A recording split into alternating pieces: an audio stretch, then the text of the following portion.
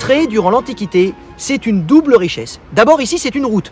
On est sur une route très ancienne, une route gallo-romaine qui conduit de Laval à Rennes. En gros, c'est la route de la Bretagne en partant de Paris, vers la Bretagne centrale, hyper important pour les échanges. Donc ça va aider Vitré qui est sur cette route. Mais l'autre richesse de Vitré, c'est la présence en contrebas de la ville d'une rivière, la Vilaine. La Vilaine qui prend sa source à une vingtaine de kilomètres d'ici. Et que dis-je, une rivière? C'est un fleuve, la Vilaine, le plus long fleuve de Bretagne, 220 km de long, et ça se jette plus au sud dans le Morbihan. La Vilaine, c'est l'ombilic sacré de la Bretagne. C'est un fleuve qui est hyper important pour les échanges. C'est grâce à cette rivière, à ce fleuve, que les marchandises vont pouvoir circuler. Ça va pouvoir permettre à Vitré de se développer. Dès l'Antiquité, ici, il y a certainement une villa gallo-romaine. Mais pour que Vitré devienne une ville, il va falloir attendre le Moyen-Âge.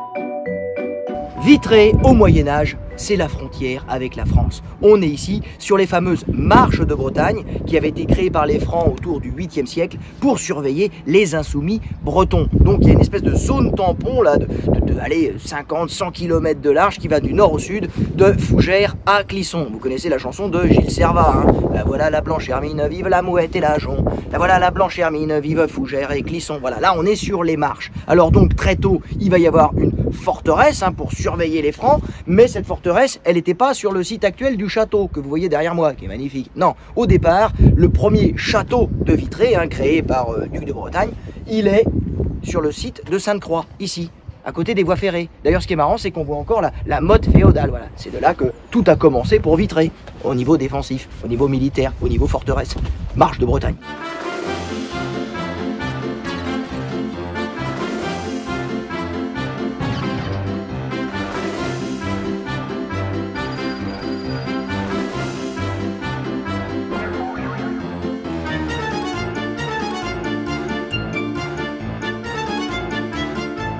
C'est donc vers le milieu du XIe siècle que va être construit le premier château de Vitré sur son site actuel. Et à l'intérieur de cette forteresse si belle, si impressionnante, il y a un vestige assez charmant, assez touchant. C'est sans doute l'entrée du premier château roman du XIe siècle. Regardez, elle est juste derrière moi, cette entrée avec son arc en plein cintre, typique de l'architecture romane, avec aussi le fameux schiste noir de Vitré, là, vous voyez, ces pierres un peu bleutées par le temps, et les casemates des petits soldats qui sont à côté. Voilà, là on est au XIe siècle. C'est assez touchant, quoi. Alors, bien sûr, notre petit château du XIe siècle, il va évoluer à travers les siècles, au point de devenir cette forteresse très impressionnante. D'ailleurs, on dit de Vitré que c'est peut-être la plus belle forteresse médiévale des marches de Bretagne. Fougères est la plus grande, Vitré est la plus belle. La voilà la blanche hermine.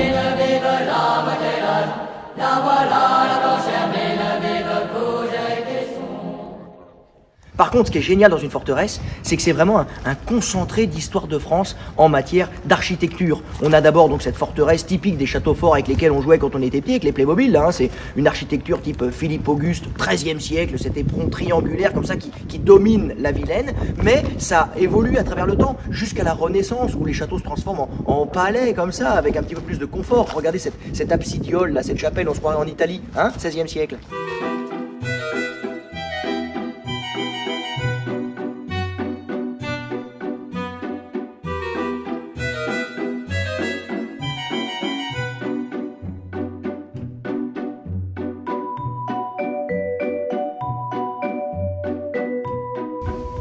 Vitré, au Moyen-Âge, c'est donc une zone frontière entre la Bretagne et la France. Mais très vite, les habitants de Vitré, le seigneur de Vitré, va faire de cette situation compliquée, bah oui, c'est pas bon d'être au milieu en cas de conflit, il va en faire un avantage et même un trait d'union entre les Bretons et les Français. Pourquoi? Parce qu'il va proposer des franchises commerciales. En gros, pas de taxes. Un exemple. En France, il y a un impôt sur le sel. On appelle ça la gabelle. Et en Bretagne, il n'y a pas d'impôt sur le sel. Et du coup, comme Vitré est super proche de la France, ça va attirer plein de Français qui vont venir ici à Vitré, acheter du sel à bas prix et ils vont retourner le vendre 20 fois ou 30 fois plus cher en France. Ça attire du monde. C'est pourquoi Vitré, au Moyen-Âge, ça devient une des plus importantes baronnies de Bretagne, une zone commerciale, d'échange hyper importante, Ça devient très riche, très opulent. Qui dit opulence dit protection. Il faut protéger cette richesse avec des remparts. Dès le XIIIe siècle, on a cette ceinture de remparts incroyable autour de la ville. Elle est tellement balèze, tellement puissante, que quelles que soient les guerres, quels que soient les sièges, Vitré ne sera jamais prise. La fortune de Vitré.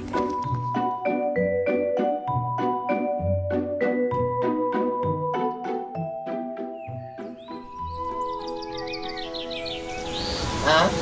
C'est-il pas joli, la Vilaine à Vitré? C'est bucolique, hein? Ça donne envie de faire une petite pause. Seulement attention, c'est pas qu'une carte postale, la Vilaine à Vitré. Sa force motrice, ça va être essentiel pour le développement économique de la ville, notamment pour son industrie textile, les fameuses toiles de Vitré, qu'on appelait les canevas de Vitré, qui permettaient la fabrication des voiles, des bateaux, des sacs de marchandises, que les habitants de Vitré vont vendre dans le monde entier. Et oui, la Vilaine, c'est la fortune de Vitré.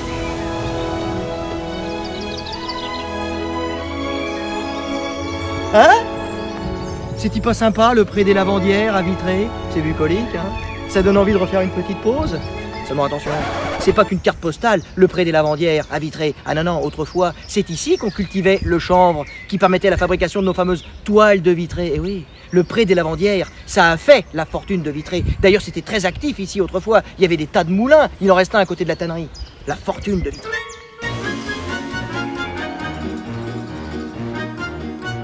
Donc, le chanvre, il est cultivé aux alentours de Vitré et les toiles, hein, les fameux canevas de Vitré, vont être confectionnés dans la ville, notamment ici, sous les maisons à porche de la rue de la Poterie. Regardez-moi ça, c'est formidable, maison à porche du 15e, 16e siècle. Et bien, dessous, il y a des caves et on confectionnait les toiles dans les caves. Pourquoi? Parce que l'humidité permettait de mieux travailler le chanvre. Et regardez ici, vous avez des soupiraux qui conduisent aux caves, qui permettaient de sortir les toiles pour aller les vendre à la halle au drap. Mais aussi ici, hein, parce que dans ces maisons à porche du 15e, 16e siècle, il y avait des boutiques où les négociants en textile, ils vendaient leurs toiles.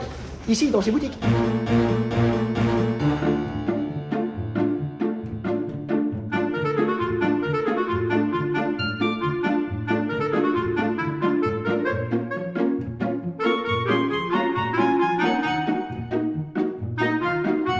Vitré, durant la Renaissance, c'est inévitablement la réunion de la Bretagne à la France, hein, en 1532. D'ailleurs, le texte de la réunion de la Bretagne à la France, il a été préparé par le seigneur de Vitré, Guy XVI. Peut-être ici, donc dans son château de Vitré, peut-être même dans sa chapelle qui est derrière moi. Regardez comme elle est belle, une chapelle du XVIe siècle, un des premiers bâtiments Renaissance de Bretagne. Elle est là, elle est belle. Hein.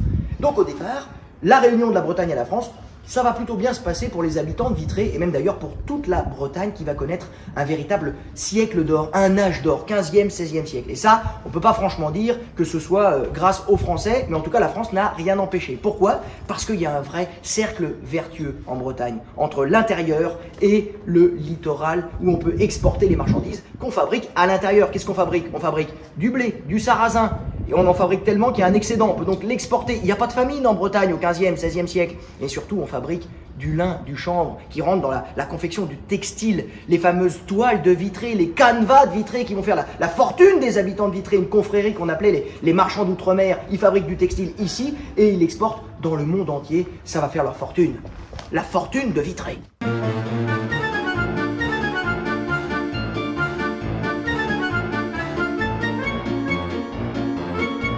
Alors, durant la Renaissance, la richesse, l'opulence des marchands de Vitré, notamment la confrérie des marchands d'outre-mer, hein, ceux qui vendent leurs textiles aux quatre coins du monde, elle est visible dans l'embellissement de certains édifices comme l'église Notre-Dame derrière moi. Ils vont laisser leur marque, leur trace pour bien montrer que c'est eux qui ont participé à la beauté, au rayonnement de Vitré. Hein. Allez voir, c'est là. Hop, petite signature d'un marchand d'outre-mer. Et là, regardez, hop. Petite marque d'un marchand d'outre-mer.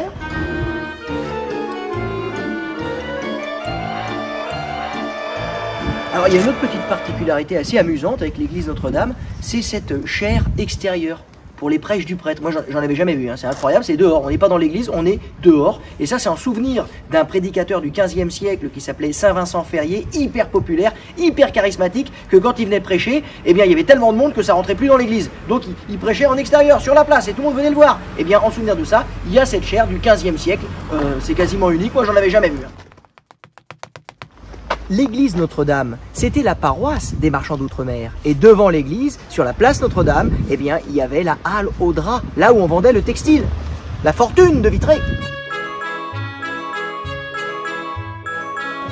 Hein, quand je vous disais le siècle d'or de Vitré au XVIe siècle, un hôtel particulier du XVIe siècle qui a appartenu à un des plus riches négociants en textile, la famille Ringue de la Troussanet, regardez comme c'est beau, 1530. Hein, la fortune de Vitré.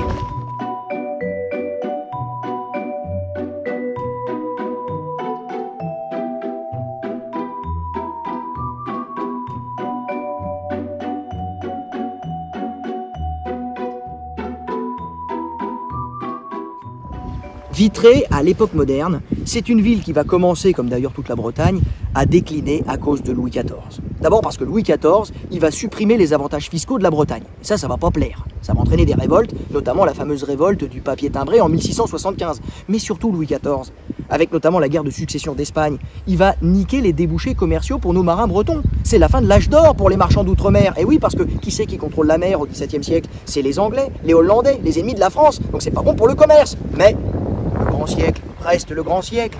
Suivez-moi. Mais le XVIIe siècle, c'est quand même le grand siècle pour la France, qui va rayonner dans le domaine des arts, de l'architecture. Regardez ce jardin à la française, signé Le Nôtre au XVIIe siècle, au Château des Rochers. Mais aussi le XVIIe siècle, c'est le moment où la langue française va atteindre un degré de perfection inégalé, avec des grands auteurs classiques, Boileau, Corneille, Racine, La Fontaine, La Bruyère, Molière, mais aussi une grande épistolière du XVIIe siècle, la marquise de Sévigné. Elle habitait ici, à Vitré, dans son château des Rochers. D'ailleurs, ce château, aujourd'hui, il est devenu un musée qui lui est consacré. Vous êtes accueillis par la marquise en personne. Suivez-moi, c'est par là. Et d'ailleurs, oui, attendez, oui. Perfection de la langue française au XVIIe siècle en Bretagne. Eh oui, parce que à Vitré, ça a jamais parlé breton. Ça parlait gallo. Mais bon, ça, c'est une autre histoire.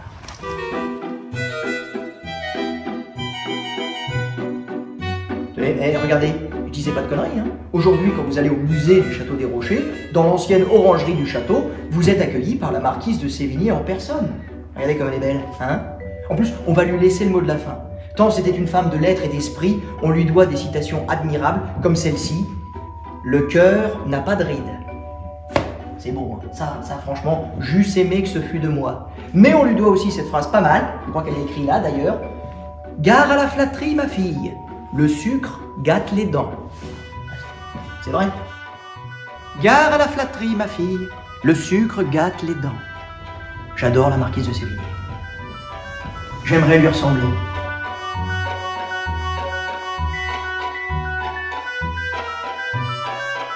Vitré, à l'époque contemporaine, c'est une ville qui, d'ailleurs, comme un petit peu toute la Bretagne, va un peu décliner.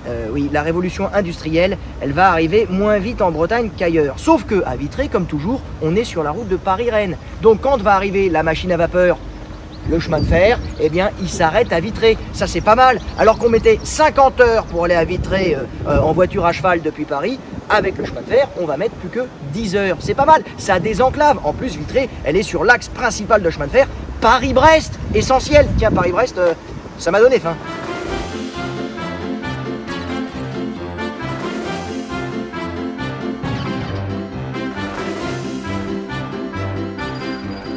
Vitré, aujourd'hui, c'est une ville qui a retrouvé son dynamisme, encore et toujours grâce à sa situation géographique exceptionnelle. Et oui, on est sur la route de Paris qui va à Rennes, la Bretagne centrale. Donc du coup, au XXe siècle, quand on va créer les TGV, là, les trains à grande vitesse, ils s'arrêtent à Vitré. Quand on va créer les autoroutes, là, nos nationales à grande vitesse, elles passent par Vitré, enfin 8 km au nord. D'ailleurs, cette route s'appelle la nationale 157, alors qu'avant la Bretagne, c'est l'autoroute A81. Vous voyez ce que je veux dire? D'un côté, c'est payant, de l'autre, c'est gratuit. Et oui, on paye pas les autoroutes en Bretagne. Moi je dis ça, je dis rien. En tout cas, c'est ce qui fait qu'à Vitré, il y a un dynamisme économique exceptionnel, un énorme bassin industriel. Et c'est ce qui fait que Vitré a un des taux de chômage les plus bas de France, 4%. La fortune de Vitré!